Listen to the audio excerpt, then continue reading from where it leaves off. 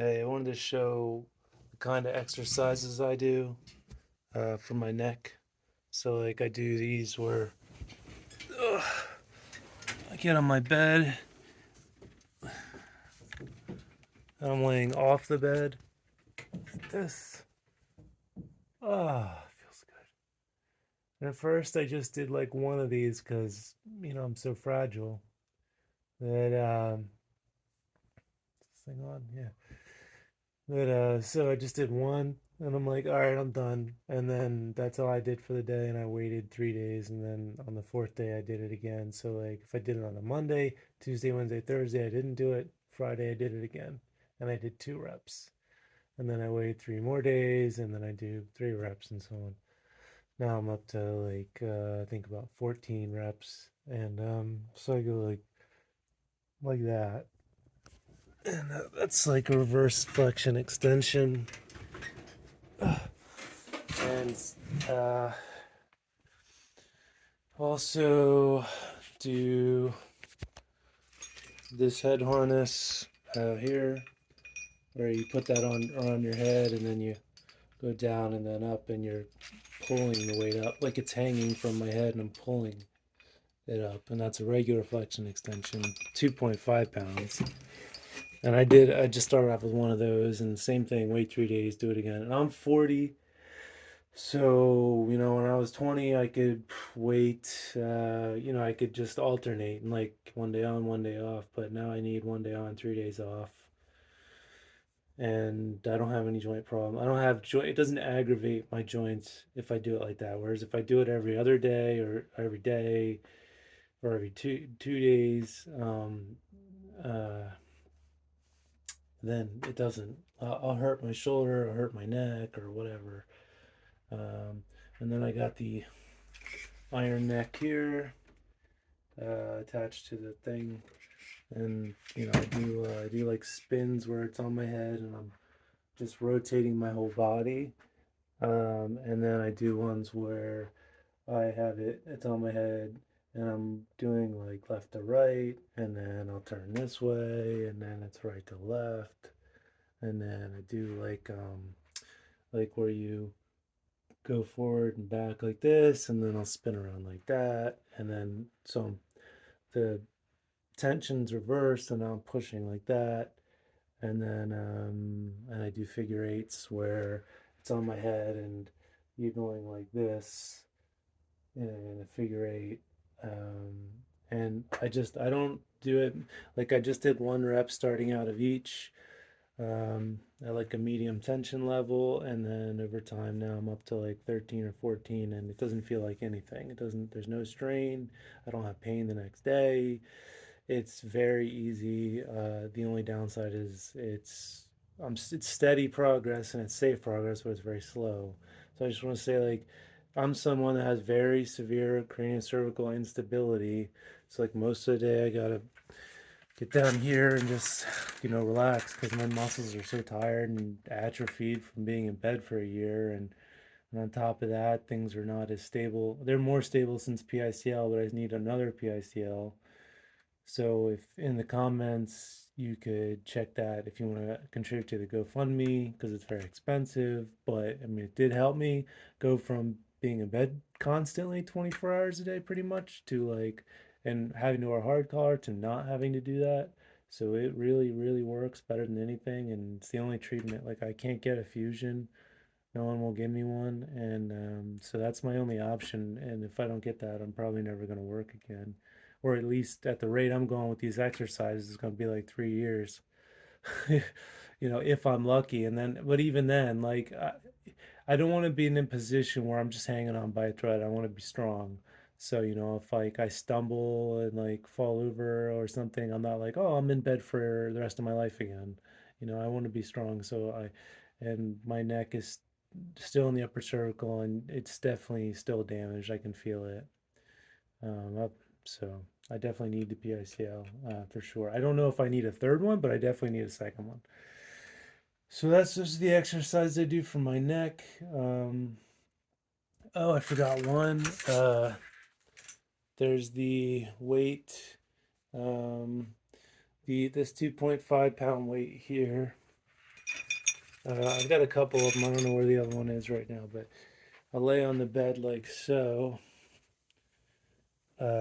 sideways. Okay. And oh god, the sideways my head's not so unstable. Shit. Okay. Just a moment. Just gotta put that. Okay. All right. So, anyways, so I'm down like this, and I put the weight, the 2.5 pound weight. I hold it here, and I go down. I don't use the earpiece when I do it.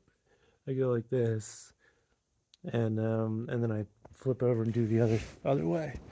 Um, and then I think because I've been doing that for like about 4 months now. I'm gonna be up to 5 pounds soon. And the way I figure it is like it's not making me worse. It's making me stronger. And if I just keep doing that, then I'm just gonna keep getting stronger and stronger, and that can only help.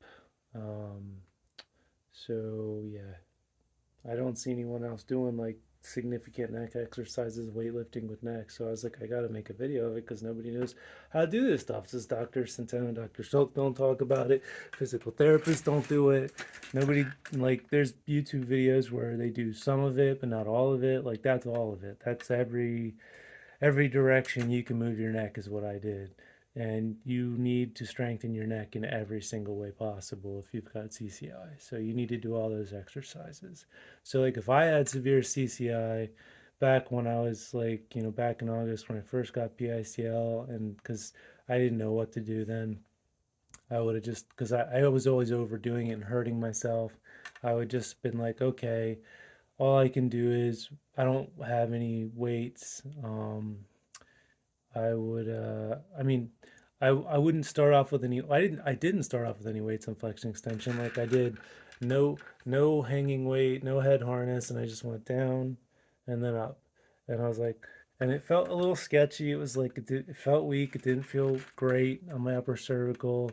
It felt like this doesn't feel comfortable and or safe, but it's like I just did 1 rep and then wait 3 days and then do 2 reps and then wait 3 days and then do 4 reps and so on. And then you get to the point after a couple of months where you're like, okay, I'm doing 20 reps and it's no problem. I'm not dizzy. I'm not like nothing bad's happening.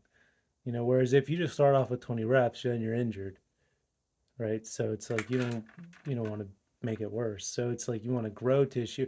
To grow tissue, you have to slightly damage it, and then it has to heal, and it heals a little stronger. But when you're hanging on by a thread, you can't do much because you don't have much. It's not being held together well. So the same thing with like resistance, like left and right, and then left and right, and then you could hang off the bed and do like 1 rep starting off, and then you can do these where like you're pushing through your hand like this, lightly pushing on your head. I like the weights though, because weights are a consistent weight every time, whereas when you're pushing on your head, um, you don't know how hard you're pushing.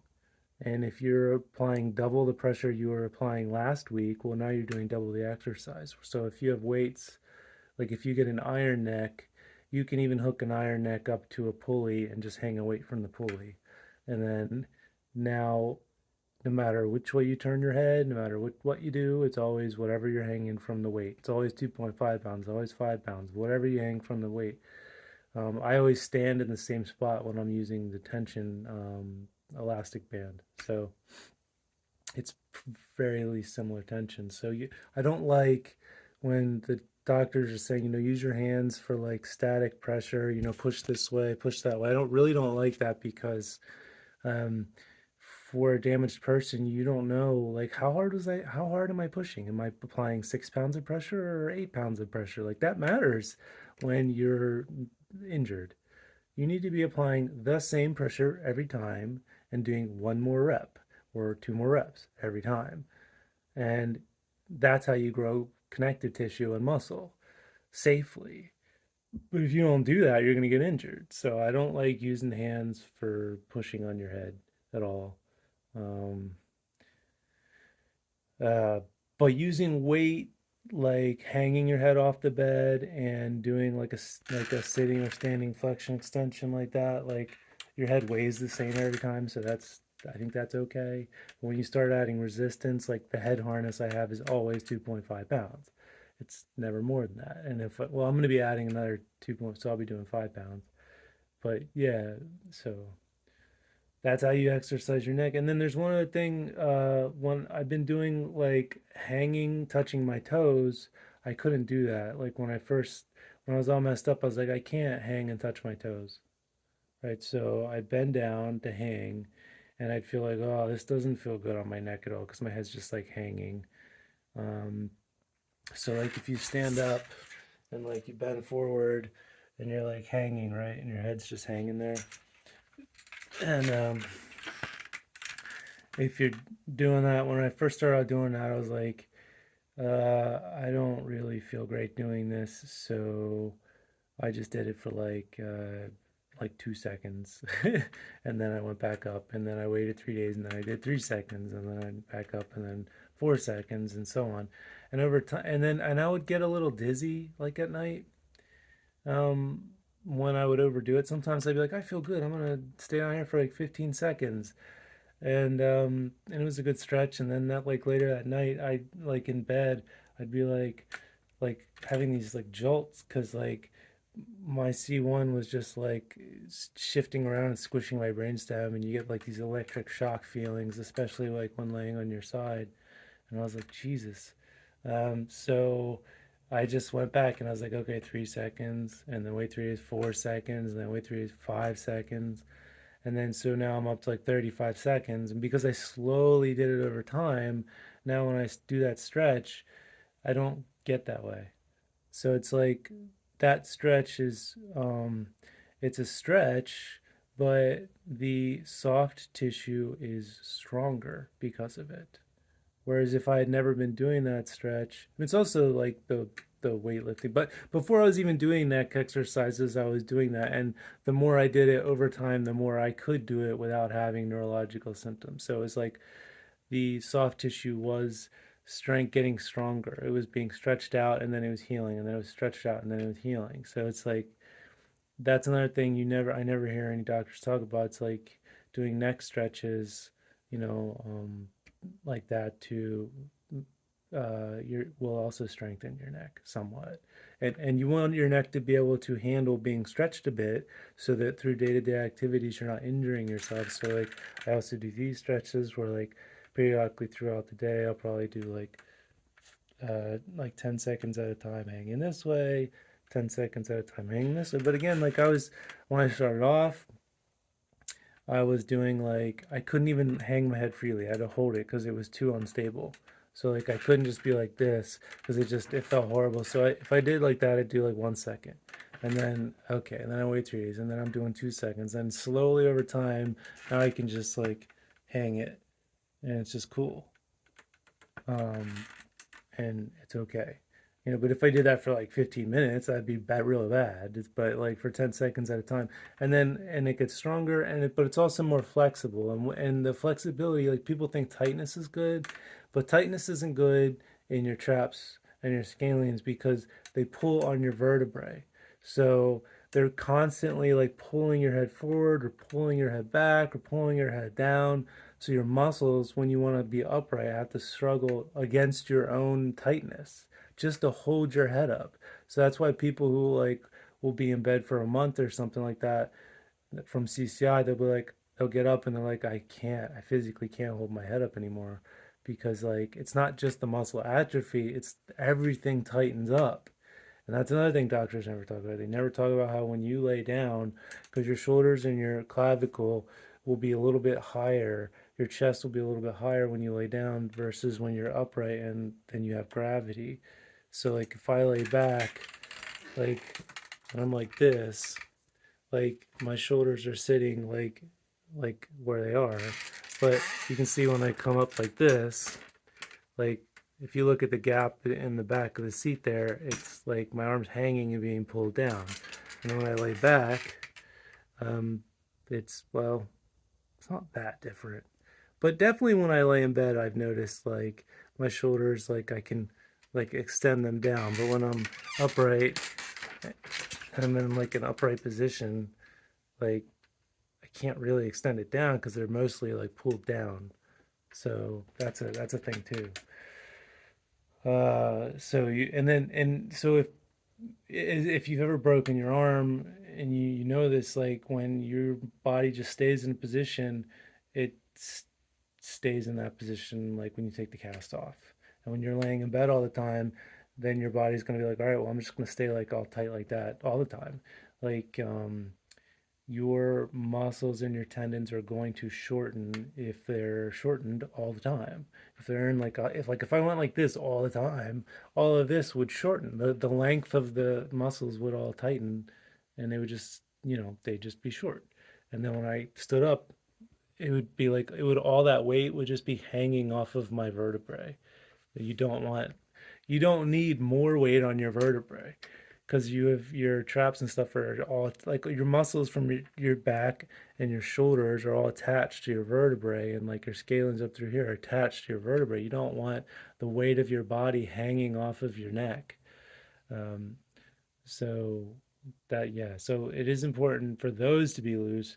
Obviously, like having muscle, like if you massage the muscles on the vertebrae that are used for stabilizing the vertebrae, that could lead to more instability because those muscles that are like basically forming a cast around it are not going to be able to, they'll be all loose. That's why like if you take a hot shower and you have CCI, your neck is like even harder to hold up because all those like little stabilizing muscles in there become loose. So those you don't necessarily need to be super stretchy, but the scalenes and the traps, whatever muscles are attached to the vertebrae, because I'm probably missing some, but those need to be loose. So, and I also like I've got weights here, where I'll stand up and hold one in each hand while I'm doing like these stretches to get a deeper stretch because it pulls my arm down. Um, so I get a deeper stretch like that. Where I wasn't making any progress with stretching out my neck without holding, those are 10-pound weights, holding them. Now I am, and I make a lot. My neck's a lot looser because I hold those weights periodically throughout the day. I'll just stand up and just stretch, standing up vertically, which is fine.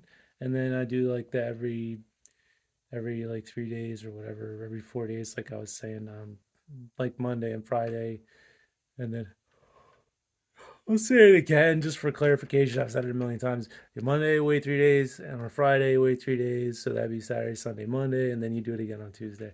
So that's for me as a 40-year-old man. But anyway, but like if you're 18, maybe you only have to wait, 2 days. I don't know. Or if you're 65, you might have to wait five.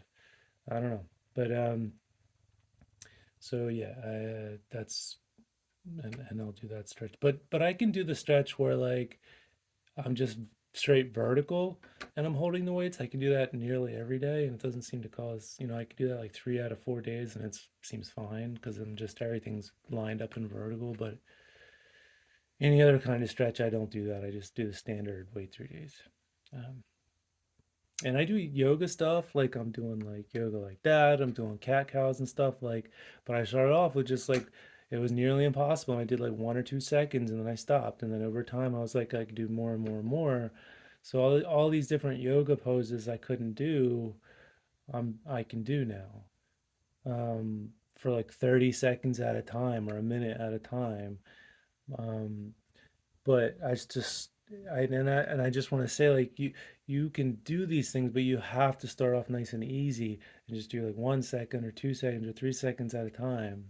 Or like if you're lifting weights, like if you're doing arm curls, like I started off with 5-pound weights doing 5 reps, and then I wait 3 days, and then I did 6 reps, and then I did, wait 3 days. And like I had to stand against the wall. I couldn't even stand up straight while doing curls. So it was like I leaning against the wall, doing 5 reps, 3 sets of 5 throughout the day, and then wait 3 days, and then 3 sets of 6, and then 3 sets of 7, and eventually got to the point where I was like, okay, but for one of the sets, I'm going to stand away from the wall. And then for two of the sets, I'm going to stand away from the wall. And then over time, I could get away from the wall and stay my neck's stabilizing while I'm doing that too. And then I'm doing vertical presses away from the wall, and I'm doing like, you know, the front shoulder raises away from the wall and all these things I could not do before. So you can strengthen your neck and your body, but you just have to do it slowly and slowly increase over time. And you have to write it down. Like I write everything down. Like I got all this stuff I write down. I got 4 days, 4 different days: day one, day two, day three, day four. I already told you all the neck exercises. The rest are non-neck exercises, but but I do them like I write it down because if you do 11 reps and then you do 15 reps, you could get injured. So it's like I'm doing 11 reps and then I do 12 or maybe 13 if I'm feeling really good, but I'm not going to increase it by more than 2 reps. And then and the sets are the same. So it's like, and when you do that, it's really hard to overdo it. Like I've never been injured doing, like I do pull-ups. I never get injured doing pull-ups. Never get injured doing anything, any of my exercises, as long as I stick to what's on the paper. When I say, "Oh, I'm feeling good, I'm gonna do more weight," or I'm gonna just do like 3 times. I'm gonna do like 10 sets of 10, and where I was doing just 3 sets of 10 last week, then it's like then I'm injured, and now I'm in bed for like 2 weeks while I recover, and I can't do anything. So it's like that's the difference. Like you have to do it slowly so that your muscle could probably handle more, but your soft tissue cannot handle more. So, all right, so that's how to work out. So, anyway.